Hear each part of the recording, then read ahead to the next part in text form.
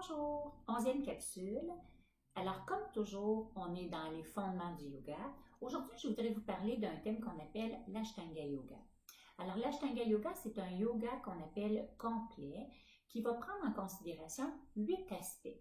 Alors, ça peut être un cheminement personnel où est-ce qu'on va approfondir 8 dimensions qui va approfondir notre démarche, puis qui va venir nettoyer, comme un filtre à l'intérieur de nous, qui va venir nettoyer tous les aspects de nous pour vraiment se rapprocher de cette essence qu'on appelle le Purusha, notre lumière intérieure, alors notre paix intérieure. Je vous décortique chacun de ces éléments, vous faire juste un petit topo de chacun d'eux et vous faire un lien aussi avec tous ces éléments qui sont en lien avec une dimension de nous. Alors, les 8 éléments sont le premier, on n'a pas besoin d'apprendre les mots sanskrit, là, mais le premier, c'est quand même cool de savoir les mots, ça s'appelle les yamas. Alors, les yamas, c'est des attitudes qu'on appelle des attitudes relationnelles qui vont nous aider à entrer en relation avec notre environnement. Bien entendu, ces attitudes relationnelles vont nous demander d'être parfois un peu plus restrictifs. Et puis, c'est vraiment de la moralité.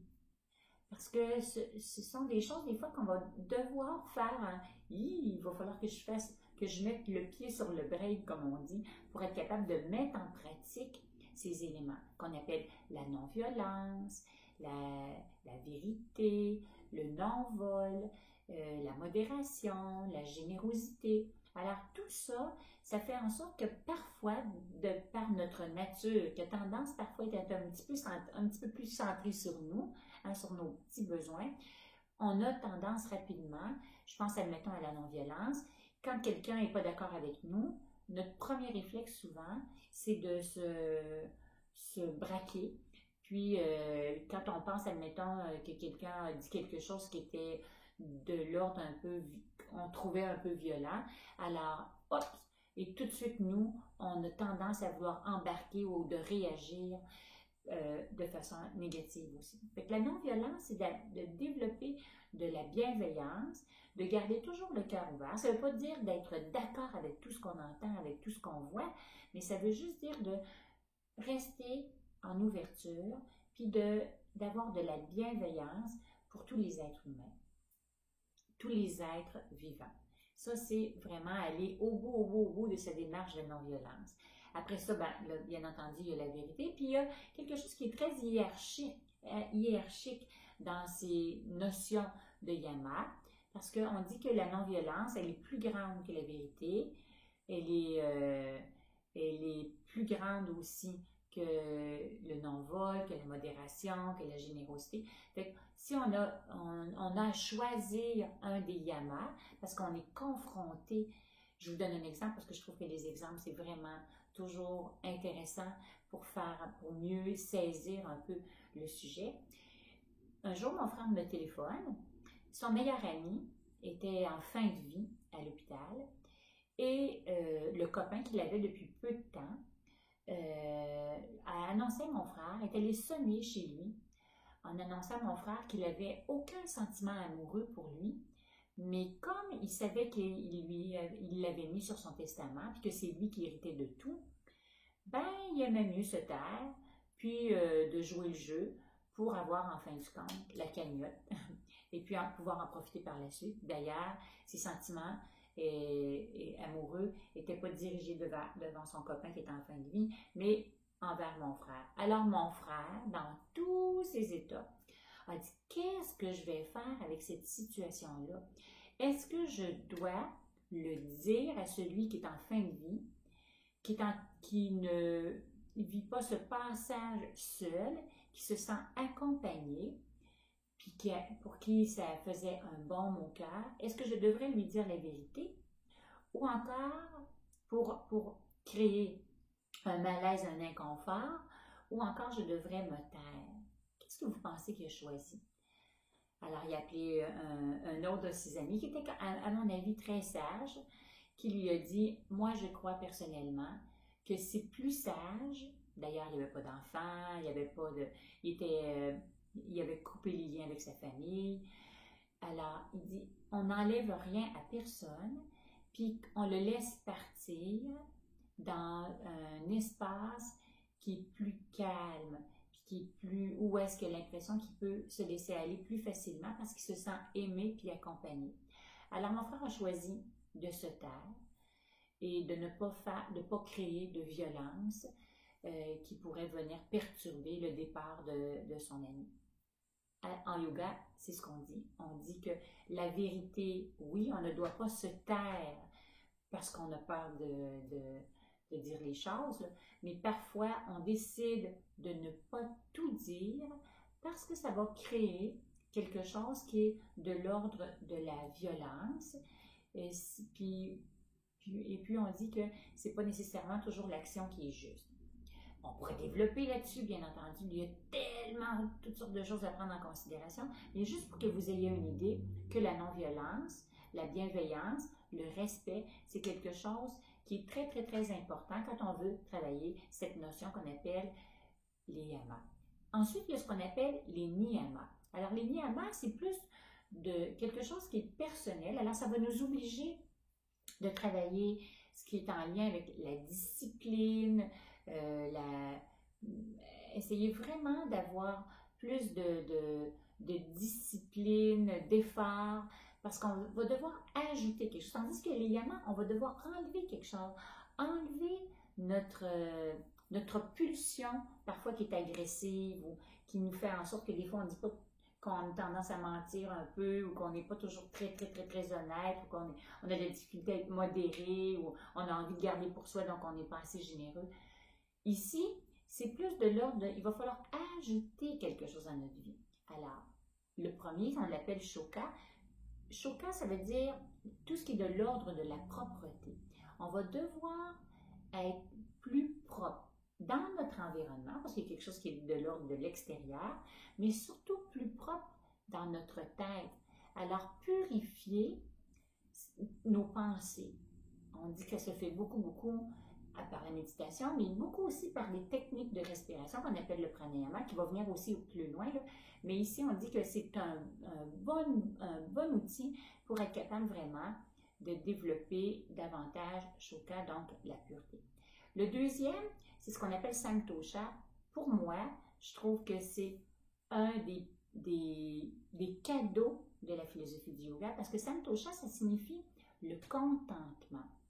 Développer notre capacité à voir le beau partout autour de nous et de s'en nourrir. Alors, au lieu de regarder toujours, trouver l'erreur, essayer de voir, attends un peu, oui, ça se peut qu'il y ait des petites choses dans ma vie qui peuvent être retravaillées ou que je peux avoir des désirs d'améliorer quelque chose dans ma vie, mais en même temps, si je focus toujours sur ce que j'ai à améliorer, j'oublie que j'ai plein de cadeaux autour de moi, que j'ai la santé, que j'ai mes yeux, que j'ai mes oreilles, que je suis capable de bien fonctionner, que j'ai un toit, que j'ai la capacité de bien me nourrir, que j'ai un bon lit pour dormir.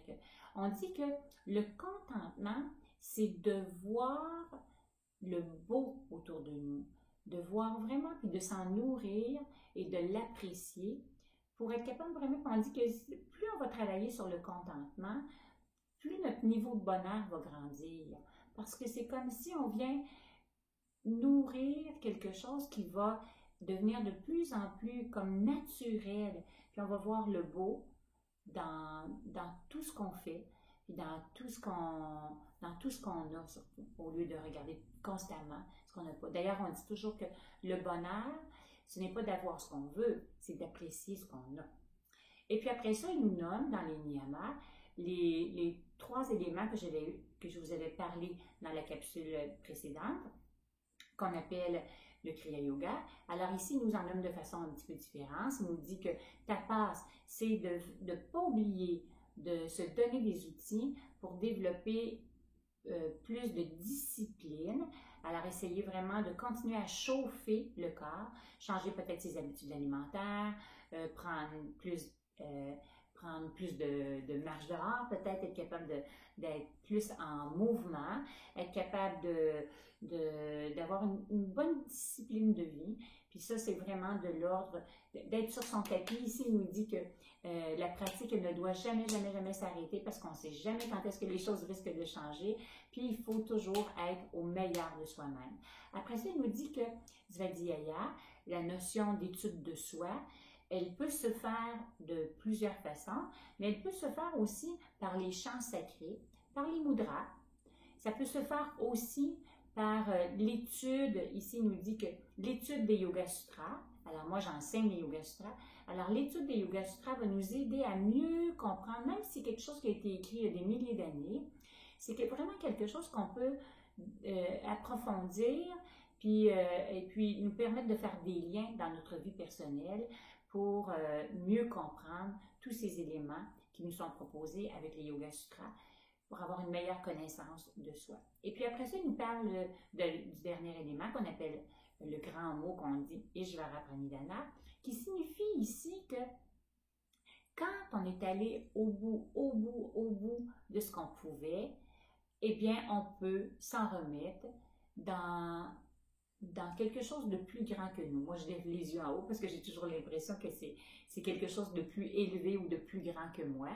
Mais on dit en yoga que fais de ton mieux et laisse le reste à Dieu. Alors, si on n'est pas à l'aise avec le mot Dieu, on pourrait dire fais de ton mieux et remets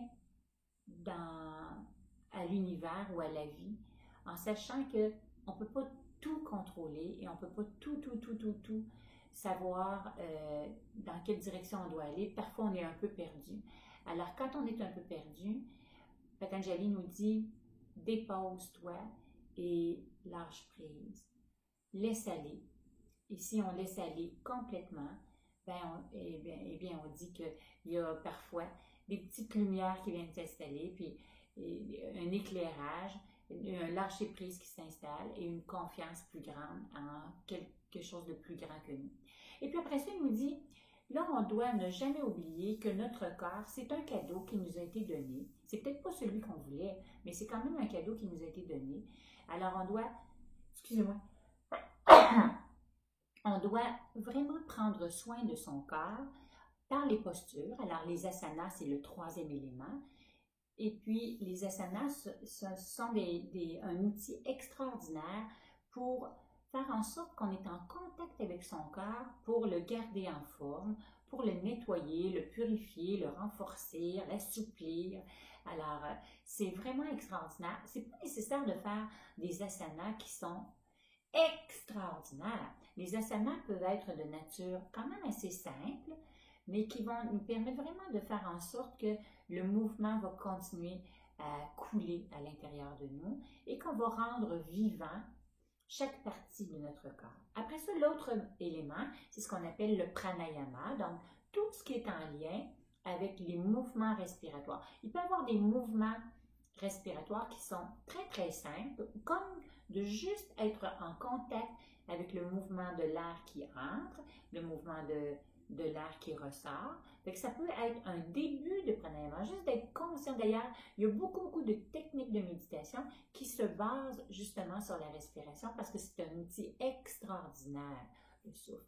Mais en yoga, on peut aussi travailler le souffle de différentes façons en augmentant sa capacité respiratoire. D'ailleurs, dans le mot pranayama, il y a le mot énergie, donc prana, puis il y a le mot yama qui veut dire discipline, ou encore le mot ayama qui signifie étirer, allonger. Alors, quand on fait des techniques de respiration, on veut étirer, on veut allonger le souffle pour amener un peu plus de vitalité, un peu plus de prana à l'intérieur de nous. Après, il y a ce qu'on appelle pratyahara, alors le retrait des sens, qui se fait en se servant de plusieurs façons, mais qui, moi je trouve, qui peut se faire en se servant des organes sensoriels comme des outils extraordinaires pour approfondir notre démarche. On sait très bien, par exemple, que les organes sensoriels, ça peut aussi nous éloigner de notre démarche. Alors, si on se sert des organes sensoriels pour s'en approcher, je pense, admettons, à quand on écoute un mantra, ça peut être une opportunité de se servir de notre audition ou encore si on chante le mantra, pour être capable vraiment de ramener notre attention vers l'intérieur. Ça peut aussi nous éloigner. Je pense, admettons, on se retrouve devant un buffet et puis on mange, on mange, on mange. On a perdu un peu le contact de notre organe sensoriel. C'est lui qui est devenu le roi et le maître. Alors, on dit que les organes sensoriels, ce sont des très, très, très, très, très, très bons serviteurs, mais ils deviennent des très mauvais maîtres. Alors, souvent, si on laisse les organes sensoriels devenir les maîtres, on peut s'éloigner un peu de notre démarche de yoga au lieu de s'en servir pour qu'ils puissent nous aider à revenir davantage à l'intérieur de nous. Et puis après, les 3 derniers éléments, c'est ce qu'on appelle Dharana, Dhyana, Samadhi, donc la concentration. Alors, toutes sortes d'exercices, souvent après avoir fait, bien entendu, les asanas du pranayama, donc des postures, des techniques de respiration, ça va nous aider à garder le focus, puis à avoir une attention qui, au lieu d'être dispersée, va nous amener à être plus pointu un peu, alors avoir un peu plus de focus, c'est ce qu'on appelle dharana, la concentration. Et quand on réussit à avoir un peu plus de concentration, il se peut qu'on intègre ce qu'on appelle la notion de méditation. Alors, l'attention sur laquelle j'ai posé mon attention va devenir de plus en plus précise et puis je vais me connecter au sujet sur lequel je pose mon attention. Et le dernier élément, samadhi. Alors, samadhi, c'est d'intégrer, avoir l'impression qu'il n'y a plus de différence entre ce sur quoi je pose mon attention et moi, parce qu'on devient complètement unis. Et il y a comme une fusion qui s'installe entre moi et l'objet sur lequel je pose mon attention pour être capable d'intégrer et de bien saisir le sujet sur lequel j'ai posé mon attention. Alors, c'est ce qu'on appelle les 8 membres de l'Ashtanga Yoga. C'est un petit survol, mais ça va vous donner vraiment une idée que le yoga, c'est pas nécessairement quelque chose qui est dirigé vers un endroit.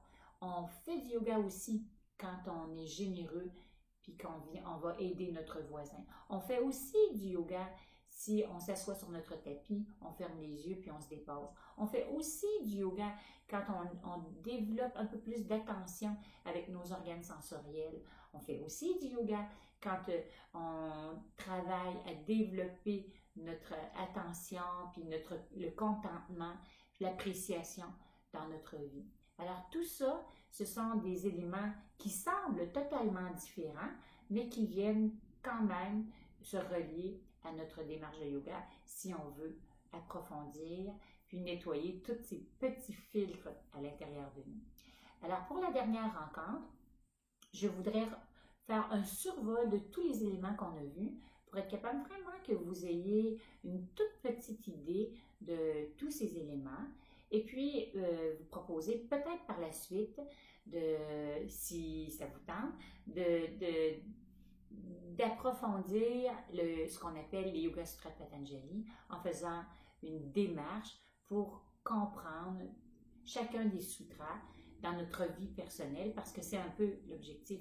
L'objectif, c'est pas de nourrir sa tête puis de remplir sa tête, mais d'être capable vraiment de se servir de ce qu'on apprend pour développer plus de paix, plus de bonheur et en étant un peu plus heureux puis en ayant un peu plus de paix à l'intérieur de nous, bien entendu, on en fera profiter tous les gens autour de nous. Merci. Namasté.